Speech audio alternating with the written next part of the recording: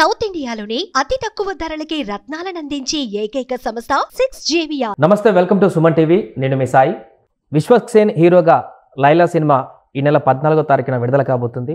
అయితే ప్రస్తుతం ఈ సినిమాకి సంబంధించిన ట్రోలింగ్ విపరీతంగా కొనసాగుతుంది. ఈ సినిమాను బాయ్కాట్ చేయాలంటూ విపరీతమైనటువంటి ట్వీట్స్ ట్విట్టర్ వేదికగా నెలకొంటున్నాయి, ఎక్స్ వేదికగా. దీనికి విశ్వక్సేన్ ప్రెస్ మీట్ పెట్టి సారీ కూడా చెప్పారు. అయినా కూడా ఇంకా ఈ నెగిటివిటీ అనేది కొనసాగుతుంది. దీనికి సంబంధించి మనం మాట్లాడదాం. ఈ సినిమా పైన దీని ప్రభావం ఎంత ఉంటుంది ఏంటనేది. ప్రస్తుతం మనతో పాటు సీనియర్ ఫిల్మ్ జర్నలిస్ట్ ప్రభు గారు ఉన్నారు. సార్ నమస్తే. నమస్తే. సో ఈ వివాదం అంతా చూస్తూనే ఉన్నా 2 రోజుల నుంచి. విశ్వక్సేన్ క్లారిటీ ఇచ్చి సారీ చెప్పినా కూడా ఇంకా నెగిటివిటీ కొనసాగుతుంది. సో దీని ప్రభావం ఎల్లుండి విడుదలయ్యేటువంటి లైలా సినిమా పైన ఉంటుందా? సినిమా మీద ఇది పెద్దగా ప్రభావం చూపించే విషయం ఏం కాదండి. ఎందుకంటే యాక్చువల్గా సినిమాలో విషయం ఉంటే, సినిమాలో దమ్ముంటే ఇలాంటివన్నీ కూడా ఒక సందర్భంలో యాడెడ్ పబ్లిష్ అయ్యే అవకాశం ఉంది తప్ప దీనివల్ల సినిమా తాలూకు రన్నుని ప్రభావితం చేస్తాయి, రన్నుని కిల్ చేస్తాయి అనేంత భయపడాల్సినంత అవసరం అయితే ఏం లేదు. అంటే విశ్వక్సేన్ గారు నిన్న మాట్లాడుతూ HD ప్రింట్లోనే విడుదల చేస్తా మొదటి రోజే అని అంటున్నారు, కామెంట్లు పెడుతున్నారు.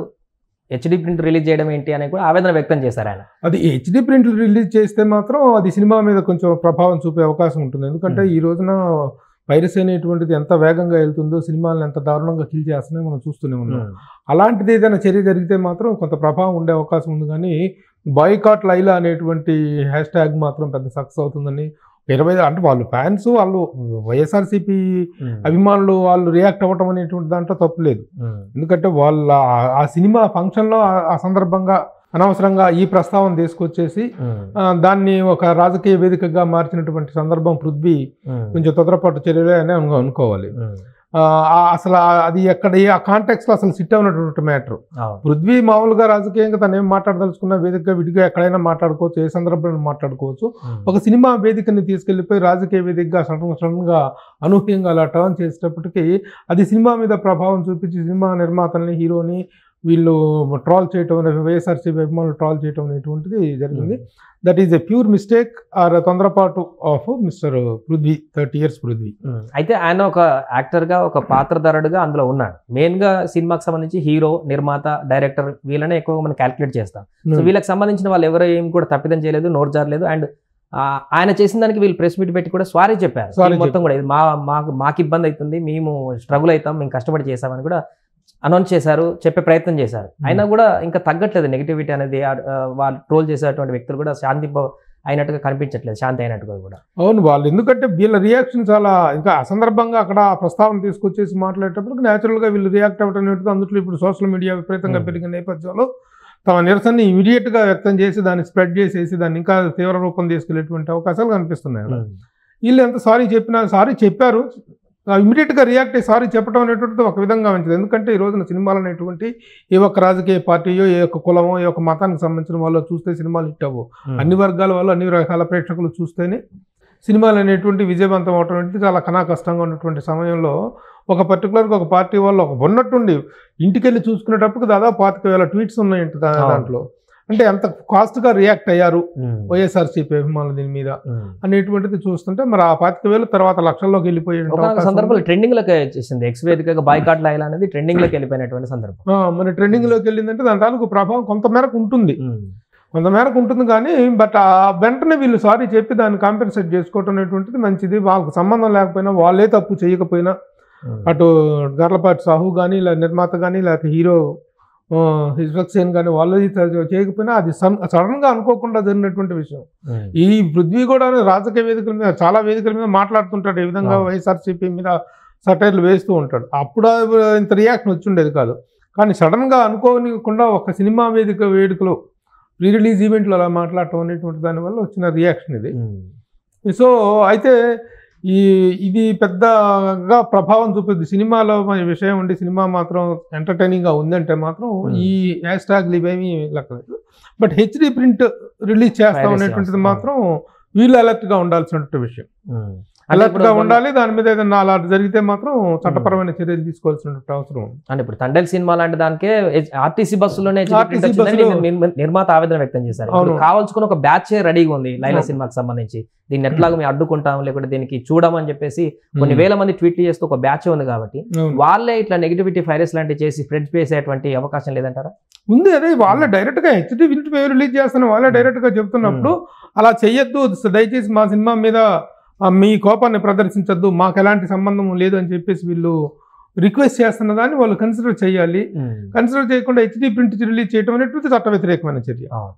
ఇప్పుడు హ్యాష్ ట్యాగ్ పిలిపివ్వటం అనేటువంటిది మీరు ఎవరు చూడొద్దని చెప్పి వాళ్ళ అభిమానులకు వాళ్ళు పిలిపించుకోవటం అనేటువంటిది ఒక అంశంగా చూస్తే, హెచ్డి ప్రింట్ రిలీజ్ చేస్తామనేటువంటిది ఒక చట్ట వ్యతిరేకమైన చర్య. అది చేస్తే మాత్రం దాని మీద చర్యలు తీసుకునే అవకాశం ఉంటుంది. అది ఆ వ్యక్తులు అవి కూడా చెయ్యొద్దు, దయచేసి ఎలాంటిది పెట్టుకోవద్దు, మాకు ఎలాంటిది లేదు, జగన్ గారికి సారీ చెప్పటం, వైఎస్ఆర్సీపీ పార్టీకి అభిమానులకి సారీ చెప్పటం జరిగింది.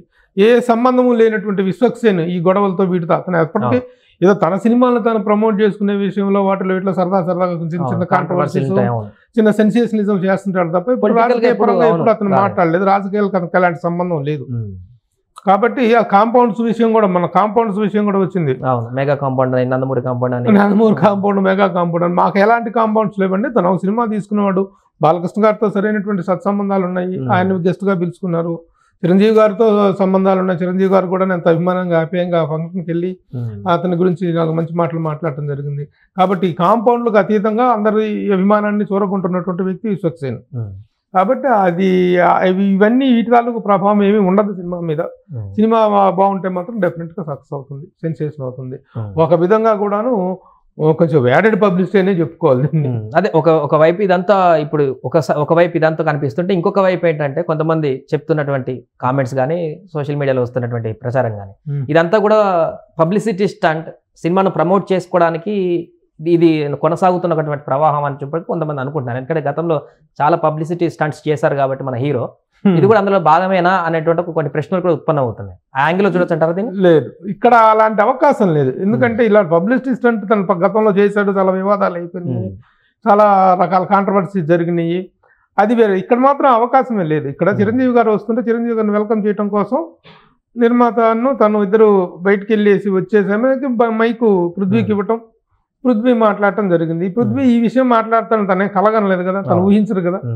ఆ ఊహించిన విషయం ఊహించకుండా అనూహ్యంగా జరిగినటువంటి సంఘటన తప్ప పబ్లిసిటీ స్టంట్ కోసం జరగల. అనుకోకుండా కలిసి వచ్చిన పబ్లిసిటీ అనుకోవచ్చు తప్ప పబ్లిసిటీ కోసం వ్యూహాత్మకంగా చేశారు, కావాలని చేశారు అనేటువంటిది మాత్రం ఇక్కడ కనిపిస్తుంది. సో సినిమా ట్రైలర్ చూస్తే అయితే మంచి ఎక్స్పెక్టేషన్ అయితే కనిపించినాయి. మొదట్లోనే ఒక పాజిటివ్ యాంగిల్లో విశ్వక్సేన్ కొత్త యాంగిల్లో మంచిగా వెళ్తుంది అనుకున్న సందర్భంలో ఈ వివాదం ఓపెనింగ్స్ మీద ఏమైనా ప్రభావం పడేటువంటి అవకాశం ఉంది? ఓపెనింగ్స్ మీద ఏం ప్రభావం పడవు. సినిమా ఇంకా ఓపెనింగ్స్ హెల్ప్ అయ్యే అవకాశం ఉంటుంది. ఎందుకంటే ఫస్ట్ ఒక లేడీ క్యారెక్టర్ చేయటం అనేది చిరంజీవి గారు కూడా ప్రౌఢలాగా కనిపిస్తున్నాడు అని చెప్పేసి చిన్న చమత్కారం చేయటం జరిగింది.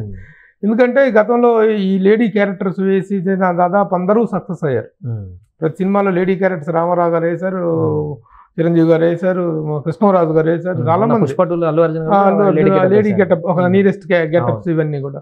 ముఖ్యంగా లేడీ గెటప్ అంటే మనం ఫస్ట్ చెప్పుకోవాల్సిన సినిమా చిత్రం బలారేవి చిత్రం, నరేష్, రాజేంద్ర ప్రసాద్ గారు మేడం.